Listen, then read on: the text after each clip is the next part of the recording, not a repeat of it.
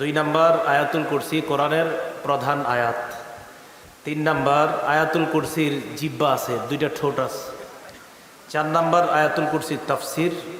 পাঁচ নাম্বার সহিহ বুখারী থেকে আয়াতুল কুরসি সম্পর্কে আশ্চর্য একটি হাদিস।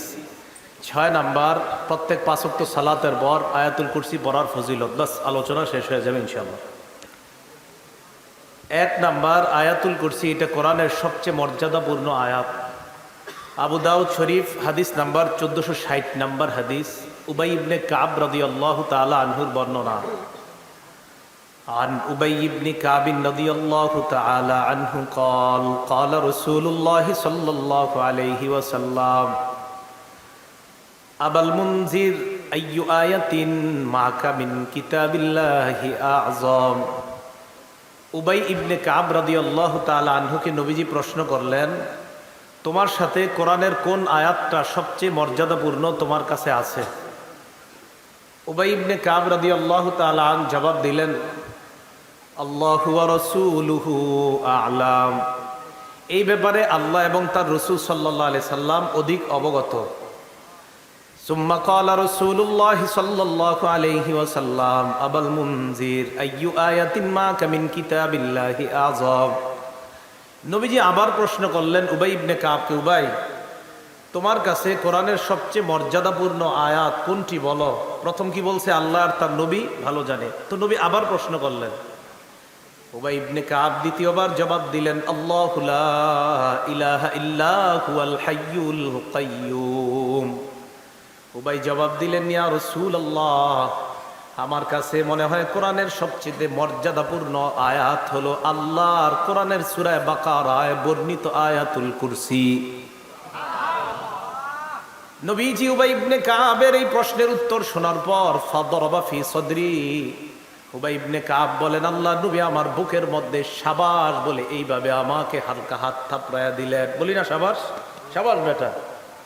উবাই ইবনে কাব বলেন, রাসূল আমার বুকের মধ্যে এইভাবে মৃদু আঘাত করে বললেন, শাবাশ, সুন্দর জবাব দিয়েছ। আল্লাহ নবী বললেন, উবাই লিয়াহনি লাকাল ইলমু আবাল মুনজির, উবাই তোমার ইলম তোমার জন্য আনন্দদায়ক হয়ে যাক, তোমার বিদ্যা তোমার জন্য আনন্দদায়ক হোক, তুমি সঠিক জবাব দিয়েছো।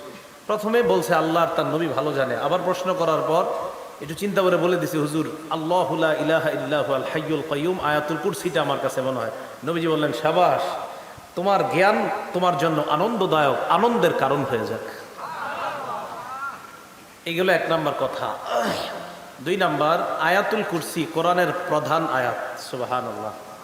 তিরমিজি শরীফের 2878 নাম্বার হাদিস, 2878 নাম্বার হাদিস। عن أبي هريرة رضي الله تعالى عنه قال قال رسول الله صلى الله عليه وسلم আবু হুরায়রা রাদিয়াল্লাহু তাআলা আনহুর বর্ণনা, আল্লাহ নবী বলেন, লিকুল্লি শাইইন সানামুন ওয়া সানামুল কুরআনি সূরাতুল বাকারা। নবীজি বলেন, প্রত্যেকটা জিনিসের একটা চূড়া আছে। কোরআনের চূড়া হলো, শিখর হলো, সবচাইতে চূড়া হলো সূরা বাকারা। ফিহা আয়াতুন, সূরা বাকারার মধ্যে একটা আয়াত আছে, হিয়া সাইয়্যিদাতু আইল কোরআন। সূরা বাকারার একটা আয়াত আছে যে আয়াতটা কোরআনের সবচাইতে প্রধান আয়াত। নবীজি বললেন, হিয়া আয়াতুল কুরসি, ওই আয়াতটা হলো সূরা বাকারার 255 নম্বর আয়াত, আয়াতুল কুরসি। তাহলে আয়াতুল কুরসি রাসূল করিম সাল্লাল্লাহু আলাইহি সাল্লাম বলে দিলেন কোরআনের প্রধান আয়াত। প্রথমে জানলাম মর্যাদাপূর্ণ আয়াত, এরপরে জানলাম একটা প্রধান আয়াত, সাইয়্যিদা, নেতা, কোরআনের একটা নেতা এই আয়াতটা। তিন নাম্বার, আয়াতুল কুরসির জিহ্বা আছে। সুবহানাল্লাহ। দুইটা ঠোঁট আছে আয়াতুল কুরসির। একটা কিতাব আছে না মাজমাউজ জাওয়ায়েদ, ইমাম হাইসামি রহমতুল্লাহি আলাইহি লেখা।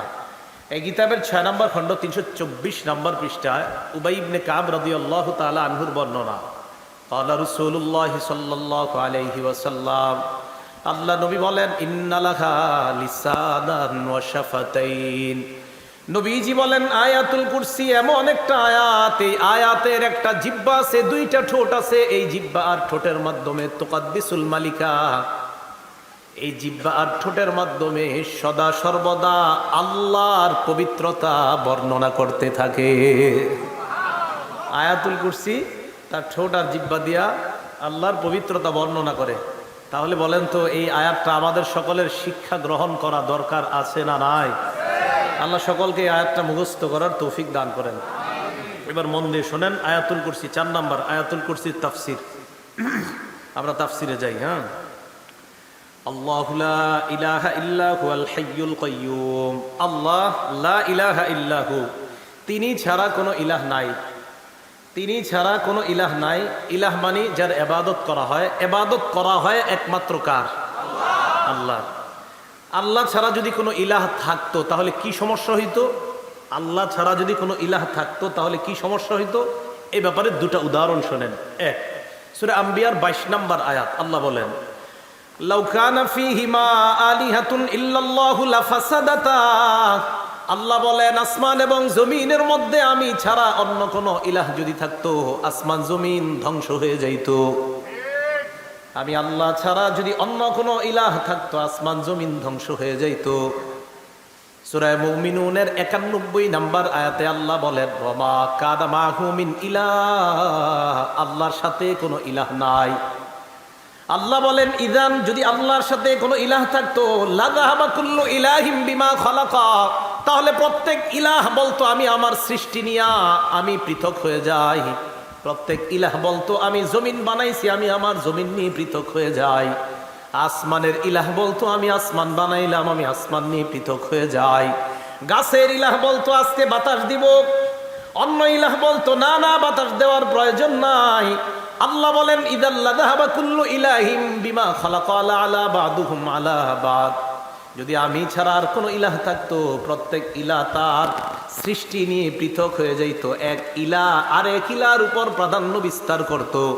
অতএব তোমরা আসমানের দিকে তাকাও, জমিনের দিকে তাকাও। আসমান জমিনের এইভাবে নিয়ম শৃঙ্খলার মাধ্যমে দাঁড়িয়ে থাকা, রাতের পরে দিন আসা, দিনের পরে রাত আসা, এটাই প্রমাণ করে ইলাহ 14 জন না, 100 জন না, ইলাহ হলেন একমাত্র একজন, তিনি কে? সহজ হিসাব। তাহলে ইলাহ যদি আরো থাকতো, প্রত্যেক ইলাহ তার আপন আপন সৃষ্টি নিয়ে আলাদা হয়ে যেত। বুঝা বলেন, বুঝছেননি কথাটা? তাহলে বুঝে থাকলে বলেন তো ইলাহ কয়জন? একজন। এই হলো আল্লাহু লা ইলাহা ইল্লা হুয়াল হাইয়ুল কাইয়্যুম। এখন আসেন, আল্লাহু লা ইলাহা ইল্লাহু, লা ইলাহা ইল্লাহু এর শিক্ষা হলো, এটা হলো কালিমাতুত তাওহীদ, তাওহীদের বাক্য। বলেন আমার সাথে, কালিমাতুত তাওহীদ, তাওহীদের বাক্য। তিনি ছাড়া কোনো ইলাহ নাই, এটা তাওহীদের বাক্য। তাওহীদ মানে আল্লাহর একত্ববাদ স্বীকার করা।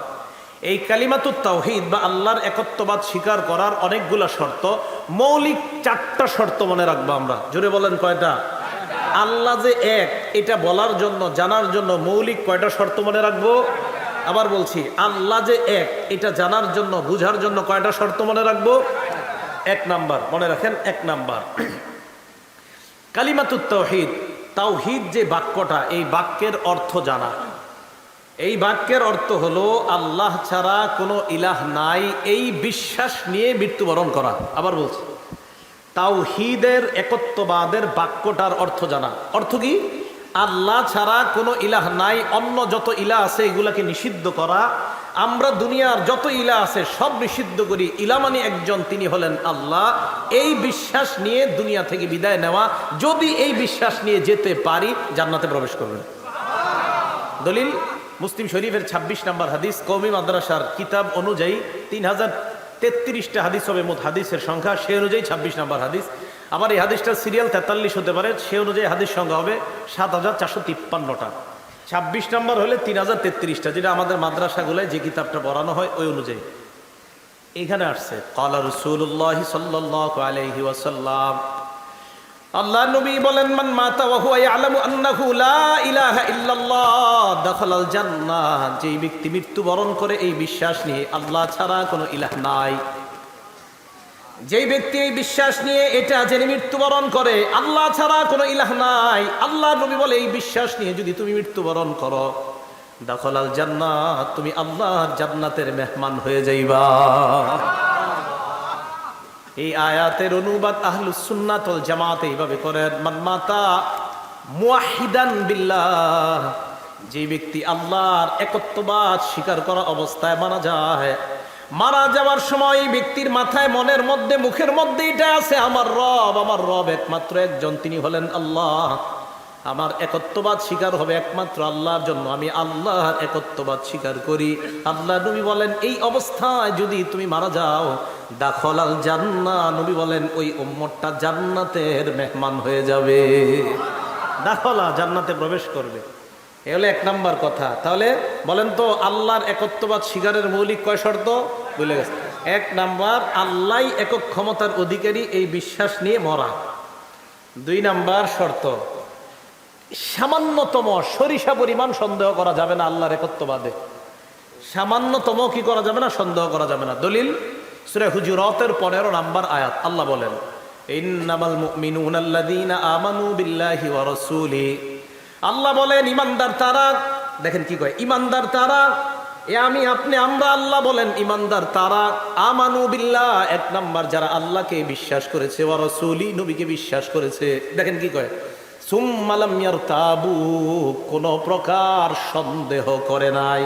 সুবহানাল্লাহ, আল্লাহ মানছে, নবী মানছে, সুম্মা লাম ইয়ারতাবু, একটু সন্দেহ করে নাই। ওয়াজাহাদু বিআমওয়ালিহিম ওয়া আনফুসিহিম, জান মাল দিয়ে আল্লাহর রাস্তায় লড়াই করেছে। আল্লাহ বলেন উলাইকা হুমুস সাদিকুন, আমি আল্লাহ ওই মানুষগুলাকে কোরআনের মধ্যে সত্যবাদী বলে ঘোষণা দিয়ে দিলাম। এখন বুঝেন, সুবহানাল্লাহ তো বলছেন, এখন বুঝেন আপনি ইলা মানেন কয়জন? তিনি কে? একটু সন্দেহ করলে আপনি সত্যবাদী না, একটু সন্দেহ করলে আপনি সত্যবাদী না। আপনি যেই হন, একটু সন্দেহ করলে আপনি মিথ্যাবাদী, আর সন্দেহ মুক্ত হলে কোরআনে আল্লাহ আপনাকে সাদিক, সত্যবাদী বলে ঘোষণা দিয়েছে। তাহলে আমরা কি মিথ্যাবাদী হব না সত্যবাদী? তাহলে এক আল্লাহকে বিশ্বাস করি, এতে কোনো সন্দেহ আছে আমাদের? এগুলো দুই নাম্বার শর্ত। তিন, আল্লাহর একত্ববাদ মুখেও স্বীকার করি, দিল দিয়েও স্বীকার করি। ঠিক আছে তো? মুখেও স্বীকার করি, অন্তর দিয়েও স্বীকার করি। তাহলে জিহ্বা দিয়ে উচ্চারণ করি, অন্তর দিয়েও আমরা স্বীকার করি। তিন নম্বর শর্ত। হুজুর এটার কোনো দলিল আসেনি যে আমরা এরকম মুখে বলি অন্তরে বলি না? হাস সূরা ফাতহ আয়াত নাম্বার 11, আল্লাহ বলেন ইয়াকুলুনা বিআলসিনাতিহিম মা লাইসা ফি কুলুবিহিম। দেখেন, ইয়াকুলুনা, তারা বলে, বিআলসিনাতিহিম, তাদের মুখের মাধ্যমে তারা বলে, মা লাইসা ফি কুলুবিহিম, যা তাদের অন্তরে নাই। এইগুলা মুখ দিয়ে বলে, অন্তরে নাই, এটা মুখ দিয়ে বলে। তাহলে অন্তরে যেটা নাই এটা মুখ দিয়ে বলা না, না এটা হবে না। মুখেও বলতে হবে, অন্তরেও স্বীকার করতে হবে, এটার নাম তাওহীদ। মনে থাকবে তো ইনশাআল্লাহ? এক নাম্বার, আল্লাহকে একক মেনে মৃত্যুবরণ করা, এই বিশ্বাস নিয়ে। দুই নাম্বার, সামান্য সন্দেহ না করা। তিন নাম্বার, মুখেও বলি, অন্তরেও স্বীকার করি। চার নাম্বার, আল্লাহর একত্ববাদ মুহাব্বতের সাথে আমরা স্বীকার করি। বলেন তো সবাই কিসের সাথে? এই মুহূর্তে সবাই মনে মনে এনে নেন যে আমরা মুহাব্বতের সাথে কার একত্ববাদ স্বীকার করি? দলিল বুখারী শরীফের 16 নম্বর হাদিস, ক্বালা রাসূলুল্লাহ সাল্লাল্লাহু আলাইহি ওয়াসাল্লাম, আল্লাহ নবী বলেন সালাসুন মান কুন্না ফি, যার মধ্যে তিনটা গুণ থাকবে। জোরে বলেন কয়টা? আমার আপনার মধ্যে যদি কয়টা গুণ থাকে? ওয়াজাদা হালাওয়াতাল ঈমান, আল্লাহর নবী বলেন কার মধ্যে যদি তিনটা গুণ থাকে, ওই ব্যক্তি ঈমানের স্বাদ গ্রহণ করতে পারবে। ঈমানের স্বাদ আমরা কারা কারা চাই? সবাই চাই তো? নবীজি বলেন ঈমানের স্বাদ যারা চায় তাদের মধ্যে তিনটা গুণ থাকা লাগবে। এক নাম্বার, মান কানাল্লাহু ওয়া রাসূলুহু আহাব্বা ইলাইহি মিম্মা সিওয়াহুমা, আল্লাহ আর আল্লাহ নবীর ভালোবাসা তাদের দুইজনের চাইতে দুনিয়াতে যা আছে সবার চাইতে বেশি ভালোবাসতে হবে আল্লাহকে এবং তার রাসূলকে। রাজি? দুনিয়াতে যা আছে আল্লাহ নবী ছাড়া সবার চাইতে বেশি ভালোবাসতে হবে আল্লাহকে, নবীকে। তাহলে যে আল্লাহর ভালোবাসাটা, এটা একত্ববাদ। হ্যাঁ, ভালোবাসার সাথে স্বীকার করি আল্লাহ। তো হাদিস যেহেতু বলতেছি, বাকি দুইটাও বলে দেই। দুই নাম্বার, লা ইউহিব্বুল মারআ ইউহিব্বাল মারআ লা ইউহিব্বুহু ইল্লা লিল্লাহ, কোন ব্যক্তি অন্য কাউকে ভালোবাসে শুধুমাত্র আল্লাহর জন্য ভালোবাসে। তিন নাম্বার, আইয়াকরাহা আইয়াউদা ফিল কুফরি কামা ইয়াকরাহু আইয়ুকযাফা ফিন্নার, কোন ব্যক্তি আগুনের মধ্যে পড়ে যাওয়া যেমন ভয় পায়, ঈমান আনার পর কুফরিতে ফিরে যাওয়া তেমন ভয় পায়। এই তিনটা গুণ যার মধ্যে থাকবে, 1 নাম্বার আল্লাহ আল্লাহ নবীর মোহাব্বত সবচাইতে বেশি থাকা, 2 নাম্বার কাউকে ভালোবাসা আল্লাহর জন্য, 3 নাম্বার কুফরির মধ্যে ফিরে যাওয়াটা ওই ব্যক্তির কাছে আগুনে পড়ে যাওয়ার মতো ভয়ঙ্কর। নবীজি বলেন এই 3 গুণ অর্জন করে নাও, আমি নবী বললাম তুমি ঈমানের স্বাদ গ্রহণ করতে পারবা। ঈমানের স্বাদ গ্রহণ 3 গুণ থাকলে ওই মানুষ করতে পারে। আল্লাহ আল্লাহ নবীর মোহাব্বত সবচেয়ে বেশি, 2 নাম্বার আমি ওনাকে ভালোবাসি, উনি আমাকে ভালোবাসবে একমাত্র আল্লাহর জন্য, 3 নাম্বার আগুনে পড়াটা আমি যেমন চাই না, এরকম কুফরিতে ফিরে যাওয়াও আমি কখনো চাই না। এই 3 গুণ যার মধ্যে থাকবে তে ঈমানের স্বাদ গ্রহণ করতে পারবে। তাহলে আমরা আগের কথায় ফিরে আসি, ইলাহ কয়জন? একত্ববাদ স্বীকার করি একমাত্র কার? শর্ত কয়টা? এই 4 শর্ত আদায় করে আল্লাহকে এক মেনে যেন কবরে যাইতে পারি, আল্লাহ তৌফিক দান করেন। এই গেল আপনার লা ইলাহা ইল্লাহু আর ব্যাখ্যা। এবার আসেন আল হাইয়ুল কাইয়ুম। আল হাইয়্যু তিনি চিরঞ্জীব। চিরঞ্জীব মানে লা বিদায়া ওয়ালা নিহায়া, তার শুরু নাই শেষ নাই, তিনি কখনো মৃত্যুবরণ করবে না। সূরা আর রহমান 26 এবং 27 নম্বর আয়াত আল্লাহ বলেন কুল্লু মান আলাইহা ফান, দুনিয়াতে যা আছে সব ধ্বংস হয়ে যাবে। ওয়ায়াবকা ওয়াজহু রাব্বিকা যুল জালালি ওয়াল ইকরাম, একমাত্র আপনার রব ছাড়া সবাই ধ্বংস হয়ে যাবে, সবাই মারা যাবে। তাহলে হাইয়ুন মানি তিনি কখনো মারা যাবে না, আমি আপনি সবাই মারা যাব। এই জন্য আমি হাইয়ুন, আপনি হাইয়ুন না, আমিও হাইয়ুন না, আপনিও হাইয়ুন না, আমরা কেউ হাইয়ুন না। হাইয়ুন একমাত্র কে? হাইয়ুন মানে চিরঞ্জীব, কখনো মরবে না, চিরঞ্জীব কখনো মরবে না। এই গেল আল্লাহর ব্যাপারে হাইয়ুন। এরপরে কাইয়ুম, তিনি নিজেই স্থিতিশীল, চিরস্থায়ী, উনি কখনো ক্ষণস্থায়ী হবে না। হ্যাঁ, আল্লাহ রব্বুল আলামিন আসমান জমিন যারা দুনিয়ার মধ্যে আসমান আর জমিনের স্থিতিশীল, এটা আল্লাহর হুকুমে আছে। আল্লাহর হুকুম যখন থাকবে না, জমিন ধ্বংস হয়ে যাবে, আসমান ধ্বংস হয়ে যাবে। সূরা রুমের 25 নম্বর আয়াতে আল্লাহ বলেন ওয়ামিন আয়াতিহি আন তাকুমাস সামাউ ওয়াল আরদু বিআমরি, আল্লাহর নিদর্শনাবলীর মধ্যে একটা নিদর্শন হলো আসমান এবং জমিন আল্লাহর হুকুমে স্থিতিশীল হয়ে আছে, দাঁড়িয়ে আছে। এবার কথা বুঝে থাকলে বলেন তো জমিন যে এইভাবে আছে এটা কার হুকুম? আসমান যে খুঁটি ছাড়া দাঁড়িয়ে আছে এটা কার হুকুম? এবার বুঝে থাকলে বলেন জমিন আসমান ধ্বংস হবে কিনা? এই জন্য এটার নাম চিরস্থায়ী না। কাইয়ুম যিনি, তার নাম চিরস্থায়ী। এখান সবাই আপনারা বলেন আসমানও ধ্বংস হবে, জমিনও ধ্বংস হবে, এগুলা কি চিরস্থায়ী না ক্ষণস্থায়ী? কাইয়ুম বলা হয় যিনি চিরস্থায়ী। এবার বলেন তো চিরস্থায়ী কে? হ্যাঁ, তাহলে হাইয়ুন যিনি কখনো মরবে না, কাইয়ুম চিরস্থায়ী, কখনো ক্ষণস্থায়ী হবে না। একটা হাদিস শুনেন, কিতাবের নাম তাখরিজুল মুসনাদ, হাদিস নাম্বার 27611 নম্বর হাদিস। عن أسماء بنت يزيد رضي الله تعالى عنها قالت سمعت رسول الله صلى الله عليه وسلم يقول في هاتين الآيتين في سورة البقرة وسورة آل عمران الله لا إله إلا هو الحي القيوم ألف لام ميم الله لا إله إلا هو الحي القيوم إن فيهما اسم الله الأعظم। আসমা বিনতে ইয়াজিদ বলেন আমি আল্লাহ নবী কি বলতে শুনেছি, সূরা বাকারার 255 নম্বর আয়াত, সূরা আলী ইমরানের 2 নম্বর আয়াত, এই দুইটা আয়াত হলো ইসমে আযম, আল্লাহর মহান নাম ইসমে আযম। বা ইসমে আযম আবার কি? নবীজি বলে দিয়েছেন ইন্না ফীহিমা ইসমাল্লাহিল আযম, এই 2 আয়াতের মধ্যে ইসমে আযম আছে, আল্লাহর মহান নাম আছে। হুজুর আল্লাহর মহান নাম আবার কি? নবীজি বলে দিলেন আল হাইয়ুল কাইয়ুম, আল্লাহর মহান নাম হলো 2টা, একটা হলো আল হাইয়ুন তিনি কখনো মরবে না, 2 নাম্বার আল কাইয়ুম তিনি চিরস্থায়ী, কখনো ক্ষণস্থায়ী হবে না। আবু উমামা রাদিয়াল্লাহু তাআলা আনহু বলেন তাখরিজু যাদিল মাআদ 4 নম্বর খণ্ড 188 নম্বর পৃষ্ঠা, আবু উমামা বলেন ইসমুল্লাহিল আযম ইযা দুইয়া বিহি আজাবা, হাইয়ুন কাইয়ুমের মাধ্যমে যদি কেউ আল্লাহর কাছে দোয়া করে, আজাবা ইয়াকিনের সাথে দোয়া করলে তার দোয়া অবশ্যই আল্লাহ কবুল করে নেয়। এই মনে রেখেন কোন 2টা নাম? না না আপনারা কোন উলামারা সালাউনারা কোন 2টা? হাইয়ুন কাইয়ুম। আবার হাইয়ুন কাইয়ুম বলবেন ইয়া হাইয়ু ইয়া কাইয়ুম, এটা বইলা আপনার যা চাইতে মন চায় চাবেন। ইয়া হাইয়ু ইয়া কাইয়ুম, ইয়া হাইয়ুন হে চিরঞ্জীব, ইয়া কাইয়ুম হে চিরস্থায়ী, আল্লাহ আমি আপনার কাছে এটা চাই সেটা চাই। আবু উমামা বলেন এই দুই মহান নাম নিয়ে ইসমে আজম নিয়ে যখন দোয়া করা হয় এই দোয়া আল্লাহ কবুল করে দেয়। আবু উমামা বলেন এই দুইটা নাম তোমরা কোরআনের 3টা সূরার মধ্যে তালাশ করলে পাইবা। 1 নাম্বার সূরা বাকারা 255 নাম্বার আয়াত, এটা তো এই যে আয়াতুল কুরসি। 2 নাম্বার সূরা আলী ইমরানের 2 নাম্বার আয়াত। 3 নাম্বার সূরা তাহার 111 কত হয়? 111 কত? 111 হবে। 111 কত হয়? সূরা তাহার 111 নাম্বার আয়াত। ওয়ানাতিল ওয়াজুহু লিল হাইয়িল কাইয়্যুম, হাইয়িল কাইয়্যুম, ওয়ানাতিল ওয়াজুহ, সব নত হবে লিল হাইয়িল কাইয়্যুম, চিরঞ্জীব চিরস্থায়ী রব আল্লাহর কাছে নত হবে সবাই। তাহলে হাইয়ুন কাইয়্যুম সূরা বাকারাতে আছে, সূরা আলী ইমরানে আছে, সূরা তাহাতে আছে। আবু উমামা বলেন এই দুই নাম বইলা আল্লাহর কাছে যা চাইবা আল্লাহ সেটাই দান করবে।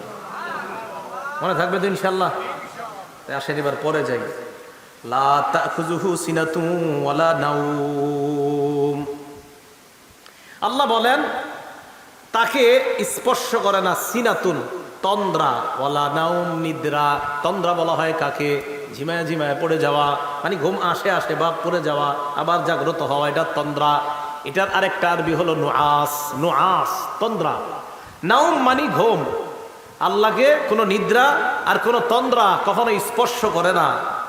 ইবনে মাজাহ 196 নাম্বার হাদিস, ক্বালা রাসূলুল্লাহ সাল্লাল্লাহু আলাইহি ওয়াসাল্লাম, আল্লাহ নবী বলেন ইন্নাল্লাহা লা ইয়ানাম, আল্লাহ ঘুমায় না। সুবহানাল্লাহ। ওয়ালা ইয়ানবাগি লাহু আইয়ানাম, আল্লাহর জন্য ঘুমটা শোভাও পায় না। আমাদের নবী বলেন আল্লাহ ঘুমায় না, আল্লাহর জন্য ঘুম শোভা পায় না। আল্লাহর জন্য কেন ঘুম শোভা পায় না? আল্লাহ যদি ঘুমিয়ে যায় আসমান শেষ হয়ে যাবে, জমিন শেষ হয়ে যাবে। তাই আমার রব ঘুম তো দূরের কথা, আমার রবের কখনো তন্দ্রাও আসে না। দুনিয়ার মানুষের তন্দ্রা আসে, আমার আপনার তন্দ্রা আসে। এই জন্য আমি আপনি রব না, আমি আপনি ইলাহ না। যার তন্দ্রা নাই, যার নিদ্রা নাই, তিনি একমাত্র একজন, বলেন কে? আমাদের নবী বললেন ইন্নাল্লাহা লা ইয়ানাম, নিশ্চয়ই আল্লাহ ঘুমায় না। ওয়ালা ইয়ানবাগি লাহু আইয়ানাম, ঘুম আল্লাহর জন্য শোভাও পায় না। ইবনে মাজাহ 196 নাম্বার হাদিস।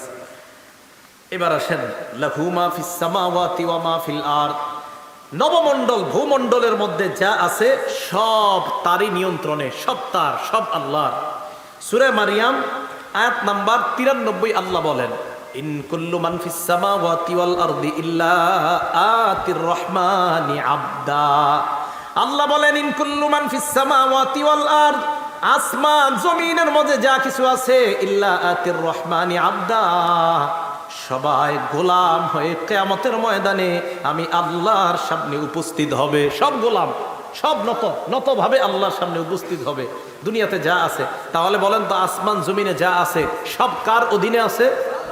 সব কিছুর মালিককে আল্লাহ বলেন যেহেতু আমি সব কিছুর মালিক, কিয়ামতের মাঠে, এখন মানো আর না মানো, কিয়ামতের মাঠে সব আমার সামনে নত হয়ে থাকবা। সূরা মারিয়াম আপনার আয়াত নাম্বার 93, সূরা মারিয়ামের 93 নাম্বার আয়াত। ইন কুল্লু মান ফিস সামাওয়াতি ওয়াল আরদ ইল্লা আতির রহমানি আবদা, আসমান জমিনের যা আছে সব। এখন তো বিভিন্ন জন বিভিন্ন বলে, ও আল্লাহ বলতে কি আছে কিছু, এই বলে সেই বলে। আল্লাহ বলেন কিয়ামতের ময়দানে সবাই নত হয়ে আমার সামনে আসতে হবে। এজন্য আল্লাহ বলেন লাহু মা ফিস সামাওয়াতি ওয়া মা ফিল আরদ, আসমান জমিনের যা আছে সব আমার।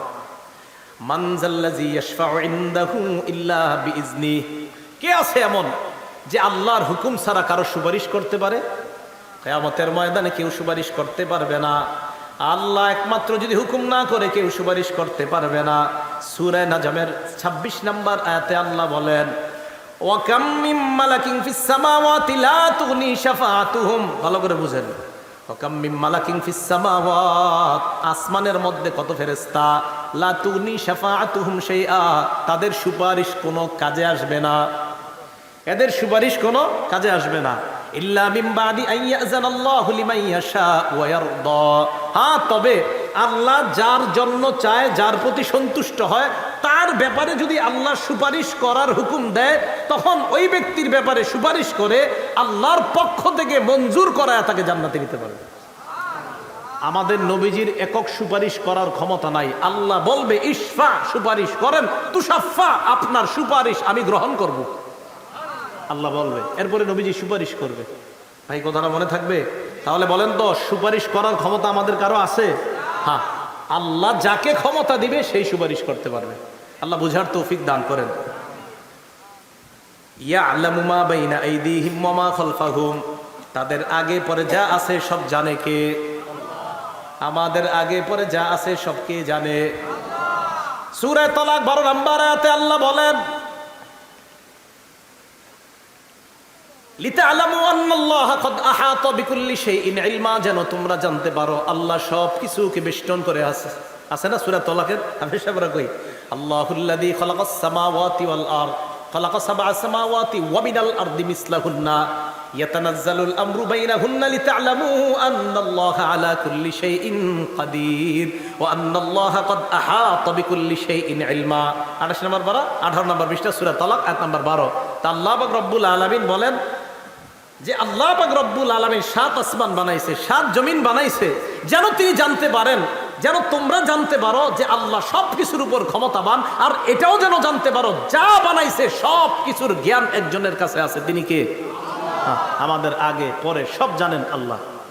এখন আল্লাহর আমাদের মাঝে পার্থক্য কিভাবে হবে? আমরাও তো পড়াশোনা করছি, যে কোরআনের আয়াত আমি শোনাইতেছি, হুজুরে শোনায় গেল, কাসিম সাহেব হুজুর শোনায় গেল, শোনায় গেছে না? তো হুজুরও তো আলেম।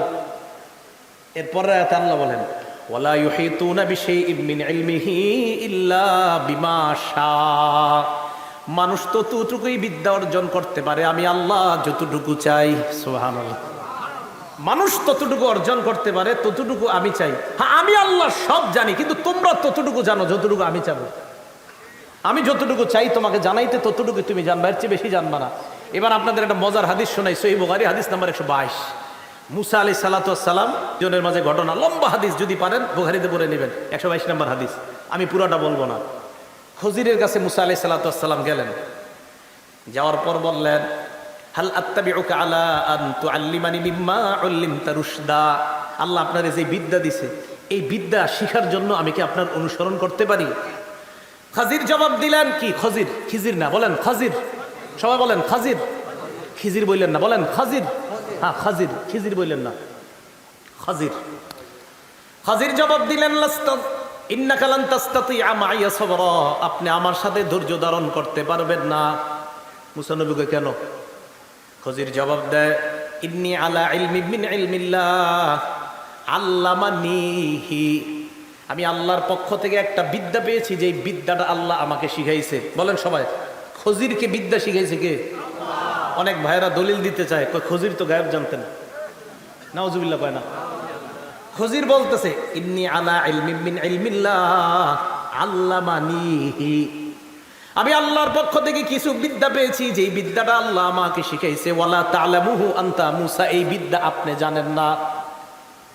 ওয়া ইন্নাকা আলা ইলমিন মিন ইলমিল্লাহ আল্লামাকাহু ওয়ালা আ'লামু, আল্লাহ আপনার বিদ্যা শিখাইছে, যেই বিদ্যা আবার আমার জানা নাই। বুঝেন কথাটা? আমি কিছু বিদ্যা জানি আল্লাহর পক্ষ থেকে, যেটা আপনার জানা নাই। আপনি কিছু বিদ্যা জানেন আল্লাহর পক্ষ থেকে, যেটা আমার জানা নাই। তাই আমি বলতেছি, আল্লাহ আমাকে যে বিদ্যা দান করেছেন, ওই বিদ্যা যখন আমি আপনার সামনে প্রদর্শন করব, আপনি ধৈর্য ধরতে পারবেন না। মুসা নবীকে টেনশন করেন না, সাতাজিদুনি ইনশাআল্লাহু সাবিরা, আপনি আমাকে ধৈর্যশীল পাবেন। ওয়ালা আসিলাকা আমরা, আমি আপনার কথার অবাধ্য হবে না। 15 নম্বর পারার 19 নম্বর পৃষ্ঠার শেষের থেকে পড়াটা শুরু করবেন, একদম শেষের থেকে পড়া শুরু করবেন। লাকাদ লাকিনা মিন সাফারিনা হাদা নাসবা থেকে শুরু করে 16 নম্বর পারার একদম প্রথম পৃষ্ঠা শেষ পর্যন্ত পড়বেন। বাংলা অনুবাদটাই পড়েন, কি মজা পাইবেন দেখবেন, খুব মজা। তো মুসা আলাইহিস সালাতু ওয়াস সালাম বলে, ওয়ালা আসিলাকা আমরা, আমি আপনার নাফরমানি করব না, আমি আপনার হুকুমের অবাধ্য হব না। একটু পড়েন, কিন্তু যাদের ঘরে বাংলা কোরআন শরীফ আছে পড়ে নিন, খুব মজা পাবেন। তো খজির এই কথা শোনার পর আসলে আপনি পারবেন? হ্যাঁ। তো এই কথা বইলা দুজন চলতে লাগলে, হাদিসে আসছে, ফানতালাকা ইয়ামশিয়ানি আলা সাহিলিল বাহ, দুজন সমুদ্রের তীর ধরে চলতে লাগলেন। ওয়ালাইসা লাহুমা সাফিনা, তাদের কাছে কোনো জাহাজ নাই সমুদ্র পাড়ি দেওয়ার জন্য। কি নাই? জাহাজ নাই, নৌকা নাই। হাঁটতে হাঁটতে ফামাররাত বিহিমা সাফিনা, হঠাৎ তাদের পাশ দিয়ে একটা জাহাজ অতিক্রম করে। ফাকাল্লামুহুম আইয়াহমিলুহুমা, তারা তাদের সাথে কথা বলল, আমাদেরকে উঠানো যাবে কিনা। ফাউরিফাল খাজির, জাহাজওয়ালারা খজিরকে চিনে ফেলছে, আরে উনি তো পানির মধ্যেই থাকে, আমগো আশেপাশে, চিনছি তো ওনারে। ফাহামালুহুমা বিগাইরি নাউলিন, কোনো টাকা পয়সা ভাড়া ছাড়াই উঠাইছে দুজনরে। এটা সহিহ বুখারীর বর্ণনা। তো উঠানোর পর দুজন নৌকায় উঠছে, নৌকা চলতেছে। ফাজা উসফুর, একটা চড়ুই পাখি আসছে। ফাওয়াকা আলা হারফিস সাফিনা, আপনাদের এই যে একটু আগে আমি ট্রলার দিয়ে আসছি, এইটা এক পাশ, ওইটা আরেক পাশ। যদিও ট্রলার আমি খুব ভয় পাই, চোখ বন্ধ করে জিকির করতে থাকি। এই পাশে একটা, আরেক পাশে ওইটা। এখন চড়ুই পাখি আইসা নৌকার আরেক পাশে বসছে। বসার পর চড়ুই পাখি এবার পানির মধ্যে মুখ লাগাইছে, পানিতে মুখ লাগাইছে চড়ুই পাখি। এই জায়গাটা একটু মন দিয়ে শোনেন তো। মুখ লাগানোর পর পাখি পানি পান করছে। খজির মুসা নবীকে বলেন, আল্লাহু আকবার। মা নাকস, দেখেন, মা নাকস ইলমি ওয়া ইলমিকা মিন ইলমিল্লাহ। ও মুসা পয়গম্বর, আমার আপনার বিদ্যা আল্লাহর বিদ্যার তুলনায় এই চড়ুই পাখি সমুদ্রে মুখ দেওয়ার পর যতটুকু পানি তার ঠোঁটের মধ্যে আসছে, আল্লাহর বিদ্যার কাছে আমার আপনার বিদ্যা এতটুকুই, আল্লাহর বিদ্যা এত মহান। এই ঠোঁটে যে পানিটা আছে একটু আল্লাহ পুরো দুনিয়ারে দিছে, আর সব নিজের কাছে আছে। এবার আসেন ওই যে ওয়ালা ইউহিত, আর যাবো না ওই ঘটনা শোনানোর আয়াত নেই তো, এটা তো ওই মাকসাদ না। ওয়ালা ইউহিতুনা বিশাইইম মিন ইলমিহি ইল্লা বিমা শা, আল্লাহ যতটুকু চায় মানুষ ততটুকু শিখতে পারে। খজির ততটুকু শিখছে যতটুকু কে চেয়েছেন। মুসা নবী ততটুকু শিখছেন, কে চেয়েছেন। আমাদের সারা দুনিয়ার বিদ্যা ওই চড়ুই পাখির মাত্র ঠোঁটের আগার পানির মতো। তাহলে বিদ্বান হওয়ার পর অহংকার করার কোনো সুযোগ আছে? এই কারণে আমার আপনার তো বেলি নেই একটু। এই কথাটা আল্লাহ বললেন, ওয়ালা ইউহিতুনা বিশাইইম মিন ইলমিহি ইল্লা বিমা শা ওয়াসিআ কুরসিয়্যুহুস সামাওয়াতি ওয়াল আরদ, আসমান জমিন পুরাটা তার আসন বেষ্টন করে আছে। সুবহানাল্লাহ, পুরাটা আসমান জমিন পুরাটা বেষ্টন করে আছে। ওয়ালা ইয়াউদুহু হিফযুহুমা, আসমান জমিন এইভাবে যে আল্লাহ প্রতিষ্ঠিত করে রাখছেন, এটা করার জন্য আল্লাহর কোনো ভারী লাগে না, আল্লাহর কাছে এটা কোনো ব্যাপার না। সুবহানাল্লাহ, মানে ব্যাপার না। কি হইছে তা আসমান দাঁড়াইছে, কি হইছে? লা ইয়াউদুহু, এটা আমার কাছে কোনো বোঝা না। বুখারীর ব্যাখ্যা আসছে লা ইয়াউদুহু ইল্লা ইউসকিলুহু বা ইয়াসকুলুহু, এটা আল্লাহর কাছে কোনো ভারী কিছু না। তো কি হইছে? আসমান এইভাবে আছে, জমিন এইভাবে আছে, আমি আল্লাহর কাছে কোনো ব্যাপার না। সুবহানাল্লাহ, এভাবে রাখছে। ওয়া হুয়াল আলিয়্যুল আযীম, তিনি মহান। আল আলী, তিনি অধিক ঊর্ধ্বে। এগুলো 4 নম্বর কথা, সংক্ষিপ্ত তাফসীর 5। সহিহ বুখারী 2311 নম্বর হাদিস, খুব মন দিয়ে শুনেন। আবু হুরায়রা রাদিয়াল্লাহু তাআলা আনহু বলেন, ওয়াক্কালানি রাসূলুল্লাহ সাল্লাল্লাহু আলাইহি ওয়াসাল্লাম ফি যাকাতি রমাদান, আল্লাহ নবী আমাকে রমজান মাসের যাকাতের মাল পাহারা দেওয়ার জন্য আমাকে নিযুক্ত করলেন, পাহারাদার বানাইলেন। আবু হুরায়রা বলেন, রাতের বেলা আমি মাল পাহারা দিতে থাকলাম। আতানি আতিন, এক ব্যক্তি আসছে আমার মালের কাছে, যাকাতের মালের কাছে। আসার পর ফাজালা ইয়াহসু মিনাত তাআম, হাত ভরে ভরে এইভাবে মাল নিতেছে। ফাকুলতু লাহু, আমি তাকে বললাম, ফাখাসতুহু, আমি তাকে ধরে ফেললাম, ধরে ফেলছি। ফাকুলতু লাহু, আমি তাকে বললাম, লা আরফা'নাকা ইলা রাসূলিল্লাহি সাল্লাল্লাহু আলাইহি ওয়াসাল্লাম, এই আমি তোরে নবীজির কাছে নিমু। যেই ব্যক্তির হাত ধরছে ওই ব্যক্তি বলতেছে, আমাকে আপনি মাফ করে দেন, ইন্নী মুহতাজ, আমি অভাবগ্রস্ত, আলাইয়া ইয়াল, আমার অধীনে অনেকগুলা পরিবারের লোকদের ভরণ পোষণের জন্য অভাবের তাড়নায় কি করব, রাতের বেলা চুরি করার জন্য আসছি, মাফ করে দেন আমার। আবু হুরায়রা বলেন, ফারাহিমতুহু, দয়া লাগছে আমার। ফাখাল্লাইতু আনহু, ছেড়ে দিছি, যাও যাও যাও। সকালবেলা নবীজির কাছে আবু হুরায়রা আসছে। আবু হুরায়রা আসার আগে আল্লাহ পাক ওহীর মাধ্যমে রাতের ঘটনা নবীকে আল্লাহ জানায় দিচ্ছে। আবু হুরায়রা নবীর সামনে আসার পর আল্লাহ নবী বললেন, মা ফাআলা আসিরুকাল বারিহাতা ইয়া আবু হুরায়রা, আবু হুরায়রা, গত রাত্রে যাকে তুমি আটক করছিলা ওই আটককৃত বন্দির কি খবর? হুজুর আপনি কেমনে জানলেন? সুবহানাল্লাহ, আল্লাহ জানাই দিছে আমারে। কি অবস্থা বলো, বন্দি কই আনছো? ইয়া রাসূলুল্লাহ, শাকা ইলাইয়া হাজাতান শাদীদাতান, প্রচন্ড অভাব পেশ করছে আমার কাছে। ওয়া ইয়ালান, বলছে তার পরিবারের লোক আছে অনেক। ফারাহিমতুহু, দয়া করছি হুজুর। ফাখাল্লাইতু সাবিলাহু, তাকে আমি ছেড়ে দিছি। নবীজি বলে, আবু হুরায়রা, ইন্নাহু কদ কাযাবাক, সে তোমাকে মিথ্যা বলেছে। ওয়া সায়াউদ, সে আবার আজকে চুরি করতে আসবে। নবীজি কয়, আবু হুরায়রা কি কোন হুজুর? কয় হ্যাঁ। আবু হুরায়রা কয়, ফারাসাতুহু, পরের দিন আমি অপেক্ষা মানে কি? ধরার, আয় আজকে আয়। কেন? লিকাউলি রাসূলিল্লাহি ইন্নাহু সায়াউদ, যেহেতু আমার নবী বলছে আজকে আসবে, আমি নিশ্চিত চোর আজকে আসবে, আমি ধরার জন্য বসে রইছি। চোর সাহেব আসছে দ্বিতীয় দিন, এটা সহিহ বুখারীর 2311 নম্বর হাদিস। তা আসার পর আবু হুরায়রা বলেন, আবার ওই ব্যক্তি খাবার নিতেছে, নেওয়ার পর আমি তাকে ধরলাম, ধরার পর বললাম লা আরফা'আন্নাকা ইলা রাসূলিল্লাহ, আমি তোমাকে আল্লাহ নবীর কাছে নিব। দ্বিতীয় দিনও বলতেছে, ভাই আমার অনেক অভাব অনটন, লি হাজাতুন শাদীদা ওয়া আলাইয়া ইয়াল, আমি অভাবগ্রস্ত, ক্ষুধার যন্ত্রণায় আজকেও চুরি করতে আসছি, আমারে মাফ করো। আবু হুরায়রা বলেন, দ্বিতীয় দিনও আমার মায়া লাগছে, মাফ করে দিলাম। পরের দিন সকাল, ফালাম্মা আসবাহতু, নবীজির কাছে সকালবেলা আসার পর আল্লাহ নবী বললেন, মা ফাআলা আসিরুকা ইয়া আবা হুরায়রা, মা ফাআলা আসিরুকাল বারিহা, গত রাত্রে তোমার বন্দির কি খবর? হুজুরিরাও জানেন, কালকে আসছে। হ্যাঁ, কি বলছে? হুজুর গতকালকে যা বলছে আজকেও তা বলছে। আবু হুরায়রাকে নবী বললেন, ইন্নাহু কদ কাযাবাক, চোর তোমাকে মিথ্যা বলছে, ইন্নাহু সাউদ, সে আজকে আবার আসবে। কয়দিন হলো চুরি? আপনারা বলতে হবে, ওলামারা না, ওলামারা ছাড়া অন্যরা, সাধারণ জনগণ বলেন কয়দিন চুরি হইল? কয়দিন? 2 দিন। ওলামারা তো জানে, আপনারা বলবেন। সাধারণ পাবলিক বললে কি হবে? মিয়া চা স্টলের সামনে বসে এইগুলো আলোচনা করেন, আপনারা খালি গীবত করেন চা স্টলের সামনে বসে। এই হাদিস একজন আরেকজনের শোনান, তাই তো সব হয়ে যায়। আল্লাহ নবী বললেন, তৃতীয় দিন আবার আসবে চোর। আবু হুরায়রা বলেন, রাসাতুহু সালিসা, আজকে আমি ভালোভাবে বসে আছি, আজকে আর সারাসারি নাই, পুরা রেডি। চোর আসছে, আসার পর তাকে ধরলাম, ধরে কি কই দেখেন, আবু হুরায়রা কইতেছে, কয় শোনো, আজকে হইল 3 বারের তৃতীয়বার কইতেছে, আজকে আর সারাসারি নাই, নিমই তোমার নবীজির কাছে। এবার চোর কয়, ও আল্লিমকা দানি, ও আল্লিমকা কালিমাত, আমাকে ছেড়ে দাও, আমি তোমারে এমন কিছু শিখাই দেই যে আমলগুলা যদি তুমি করো, লা ইয়াজাল আলাইকা মিনাল্লাহি হাফিজ, এই আমলটা যদি তুমি করো, আল্লাহর পক্ষ থেকে একজন সংরক্ষণকারী ফেরেশতা তোমাকে সংরক্ষণ করবে। চোর আবু হুরায়রারে কয়, একজন সংরক্ষণকারী আল্লাহর পক্ষ থেকে তোমাকে সংরক্ষণ করবে। আবু হুরায়রা সর্বনাশ, কি কয়? এই হাদিসের মধ্যে আসছে ওয়াকানু আহরাসা, এই হাদিসে আসছে ওয়াকানু আহরাসা, সাহাবায়ে কেরাম ছিলেন নতুন কোন আমল এলেম জানলে ওই আমল জানার প্রতি সাহাবায়ে কেরামের খুব আগ্রহ ছিলেন। আবু হুরায়রা উনি যে চুরি করছে এটা ভুলে যায়, কয় ভাই শিখাও তাড়াতাড়ি, কোনটা শিখাইবা? সুবহানাল্লাহ। জানেন এই হাদিসটা বুঝে চিন্তা করি, মানে সাহাবারা কেমন, এই হাদিসে এটা লেখা আছে, এই হাদিসে কানু আহরাসা, সাহাবায়ে কেরাম আমল শিখার ব্যাপারে খুব আগ্রহী ছিলেন। মানে চোর চুরি করছে, বাস খালাস, চুরি ব্যাপার না, তুমি শিখাও, কি শিখাইবা?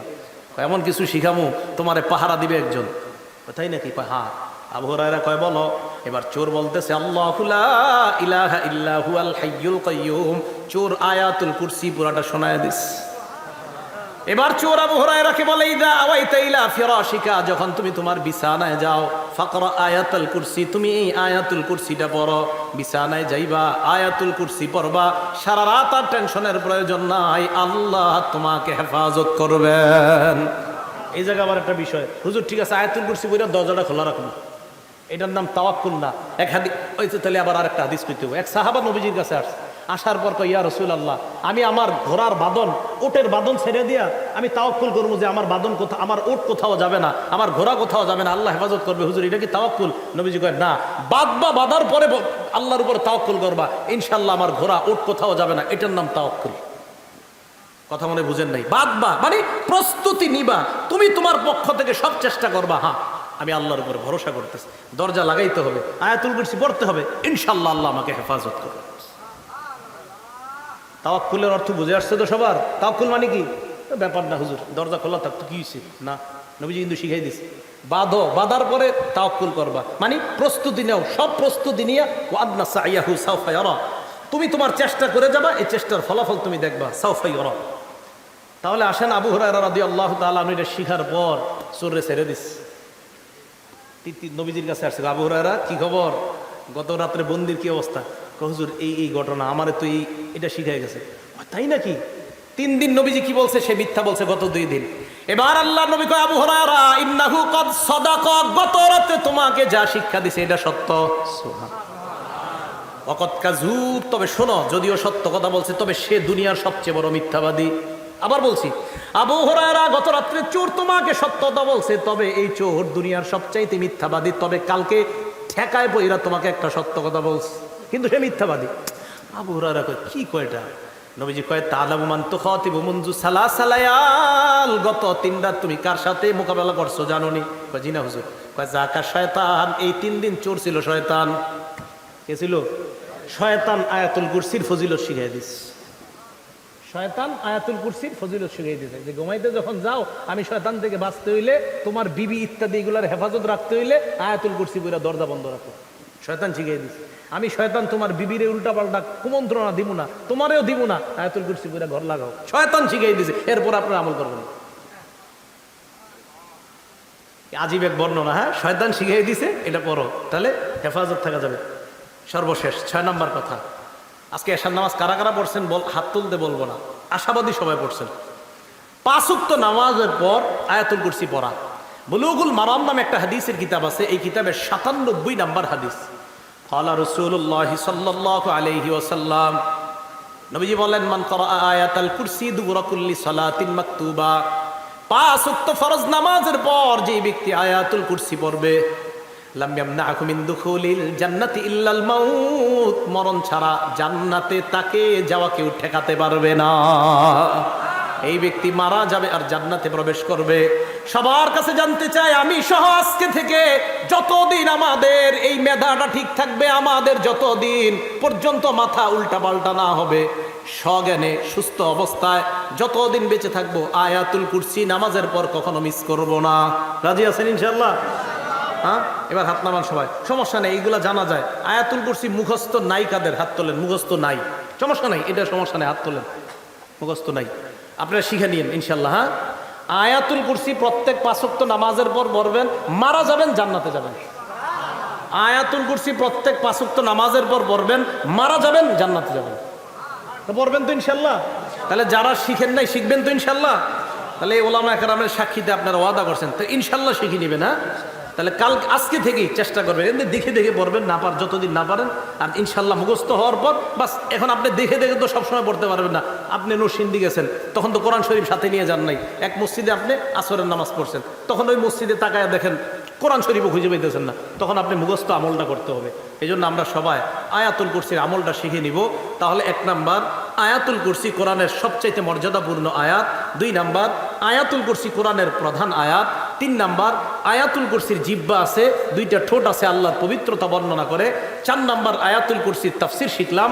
5 নাম্বার, আয়াতুল কুরসিকে কেন্দ্র করে একটা চোরের ঘটনাকে কেন্দ্র করে শয়তান আবু হুরায়রা রাদিয়াল্লাহু তাআলা আনহুকে আয়াতুল কুরসির ফজিলত শিখাইয়া দিয়েছে।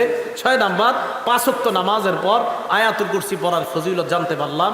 আল্লাহ পাক রব্বুল আলামিন আমাদের সকলকে এই আমলটা যেন মৃত্যু পর্যন্ত করতে পারি, আল্লাহ তৌফিক দান করেন। আমিন। ওয়া আখিরু দাওয়ানা আনিল হামদুলিল্লাহি রাব্বিল আলামিন।